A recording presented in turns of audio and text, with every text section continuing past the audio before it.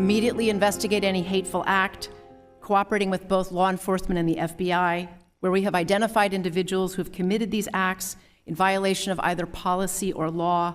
We initiate disciplinary proceedings and engage law enforcement. You're devoted to solving the problems that face society. The chanting, I think, calling for intifada global revolution, very, very disturbing. And I can imagine many people's reaction to that would be one of fear. Mm-hmm. So I believe at a minimum that is hateful speech that has been and should be condemned. Whether it rises to the level of incitement to violence under the policies that Penn and the City of Philadelphia follow, which are guided by the United States Constitution, I think is a much more difficult question. The incitement to violence is a very narrow category. The Anti-Defamation League found that reports of anti-Semitism are invasive and severe. Ms. McGill, at Penn, does calling for the genocide of Jews violate Penn's rules or code of conduct? Yes or no? If the speech turns into conduct, it can be harassment, yes. I am asking specifically calling for the genocide of Jews. Does that constitute bullying or harassment? If it is directed and severe or pervasive, it is harassment. So the answer is yes.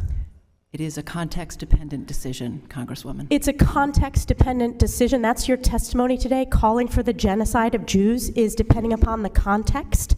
That is not bullying or harassment. This is the easiest question to answer yes, Ms. McGill. There was a moment during yesterday's congressional hearing on anti-Semitism when I was asked if a call... There was a moment during yesterday's congressional hearing on anti-Semitism when I was asked if a call for the genocide of Jewish people on our campus would violate our policies. In that moment, I was focused on our university's longstanding policies aligned with the US Constitution, which say that speech alone is not punishable.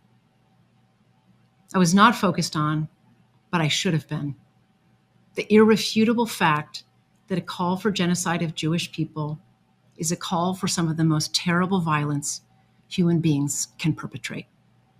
It's evil, plain and simple. I want to be clear. A call for genocide of Jewish people is threatening, deeply so. It is intentionally meant to terrify a people who have been subjected to pogroms and hatred for centuries and were the victims of mass genocide in the Holocaust. In my view, it would be harassment or intimidation.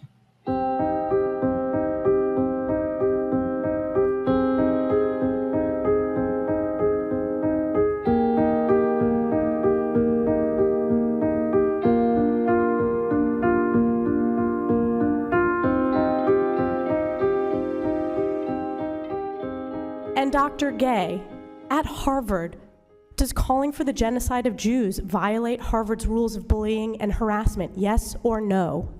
It can be, depending on the context. What's the context? Targeted as an individual, at an individual. It's targeted at Jewish students, Jewish individuals.